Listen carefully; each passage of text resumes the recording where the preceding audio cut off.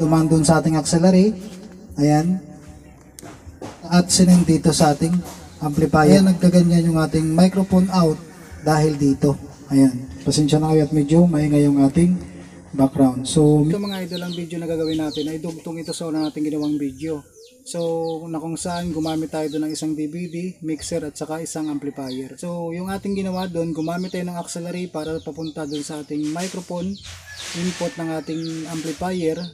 Kaya gumanda yung microphone effects ng ating mixer. So, marami sa mga viewers natin na nagtatanong doon kung paano daw kung dalawang amplifier ang gagamitin nila sa ganong setup pa rin, ano. So, ito kasi mga idol, ang ginamit natin dito, wala tayong ginamit na DA, kundi tanging microphone input lang tayo nag-output doon sa connection natin sa auxiliary ng ating mixer. So, shoutout pala sa mga viewers natin. Ayan, ito na kayo maisa-isa, no? Ayan. So, ito lang gagawin natin mga idol na connection. Mas okay pag ang ating amplifier na gagamitin ay mayroong line output. Mas madaling connection ang magawa natin at mapagana natin yung dalawa nating amplifier gamit yung ganitong setup lang din sa ating microphone input. Ito mga idol, ano, kung napapansin nyo to, kung nakikita nyo, ang ating Sakura 735 ay mayroon siyang line out, ano, line, audio, ayan, out, tapos record, out. Ayan. So, itong dalawa na to mga idol, pwede natin ito magamit na pang line output papunta sa isa nating amplifier. So, nandito ako ngayon mga idol sa labas, ano, sa kubo namin, kaya maingay yung background natin, may hangin dahil sa kawayan at saka yung may gumagawa, ano. Kung nakikita nyo ito mga idol, ano, ito din ulit yung ating gagamitin sa ating output papunta dun sa first amplifier natin. So itong gagamitin natin na dual 6.35 to dual RCA, ano. Main output lang tayo dun sa ating mixer papunta dun sa una nating amplifier na gagamitin, ano.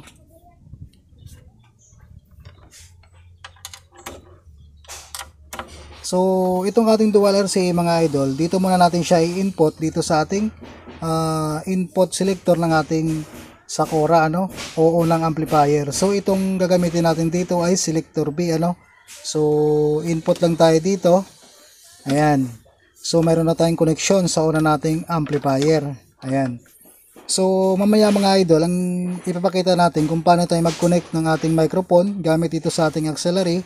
Dito lang tayo maglagay ng microphone input sa una nating amplifier para pag nag-line out tayo dito, pupunta dito sa isa nating amplifier, kung ano ang signal na pumapasok dito sa isa nating or unang amplifier, ganun din ang masasagap ng ating pangalawang amplifier. So, ang gagamitin natin dito mga idol na line out, itong line out or record out, ano, papunta dito sa input ng ating pangalawang amplifier. So, ang gagamitin naman natin dito mga idol na connection lang, itong RCA jack, ano, ayan.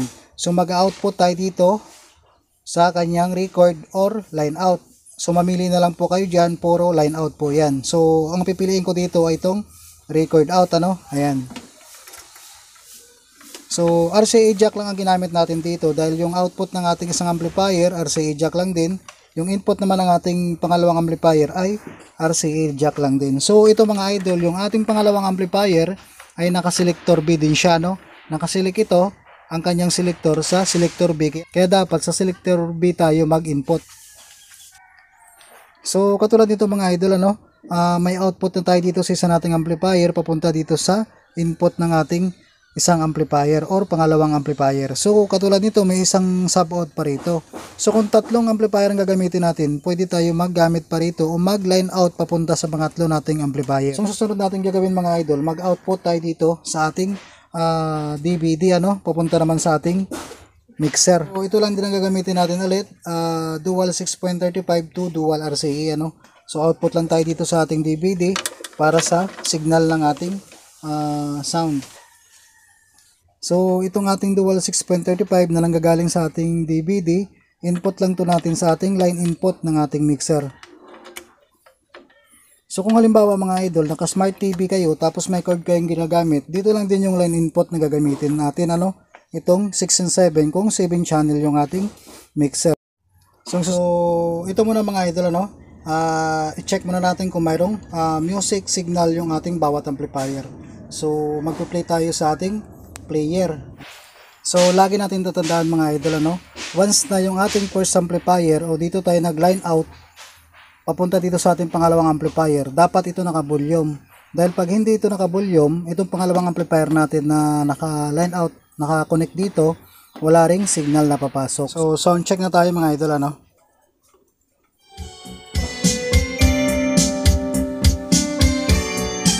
So itong una nating amplifier mga idol, may music po yan. So pag hininaan natin, dalawang amplifier natin ang walang signal dahil naka line out dito yung pangalawa nating amplifier. So dapat nakaangat siya, no. Ayan. Kung gagawin natin na ngayon mga idol, mag-output na tayo dito sa ating auxiliary, papunta dito sa ating unang amplifier. So ang gagamitin naman natin ulit dito mga idol, ito lang din, ano, 6.35. So kabilaan po siya.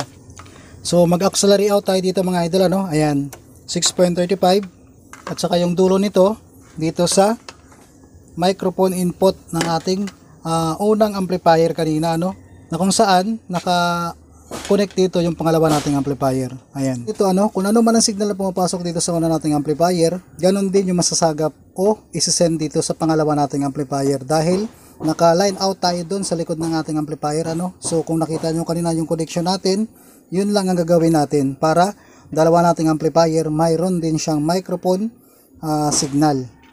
So ito mga idol, ano, dito tayo magla-line input or mag-microphone input dito sa channel 5. So dapat yung auxiliary dito, ito lang din ang i-volume natin dahil nandito yung ating microphone input. So yung pinaka main output natin, ayan, so dapat nakataas itong ating auxiliary volume.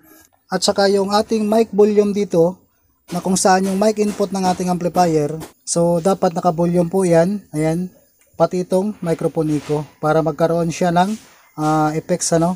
So ito try na natin ngayon kung ano ang ilalabas ng ating microphone sa ganitong connection, ano, dalawang amplifier gamit itong ating mixer. So ito mga idol ang ginamit natin, ano, dynamic mic ulit. So mag-volume tayo dito sa ating auxiliary, ano, ayan. Check, hello. Sound check, mic testing. Check, hello. Sound check, mic test. Ayan. So dalawa ng ating amplifier mayroong microphone signal. Dahil dito na tayo naka-line input, ano, so ang ating natitirang channel dito, pwede natin ito magagamit sa ating microphone. So basta kung ginamit natin itong channel 4, dito lang din tayo mag-volume sa ating auxiliary. So kahit apat pa dyan na microphone ang pwede natin gagamitin dyan, ano. Basta auxiliary volume ang gagamitin natin. Wag itong feeder, ano. Ayan, para dumaan dun sa ating auxiliary at sinend dito sa ating amplifier. Kaya nagkaganyan yung ating microphone out dahil dito. Ayan. So ganun lang mga idol. Pasensya na kayo at medyo maingay yung ating background. So music, microphone, yung dalawa nating amplifier, mayroon ng output yan.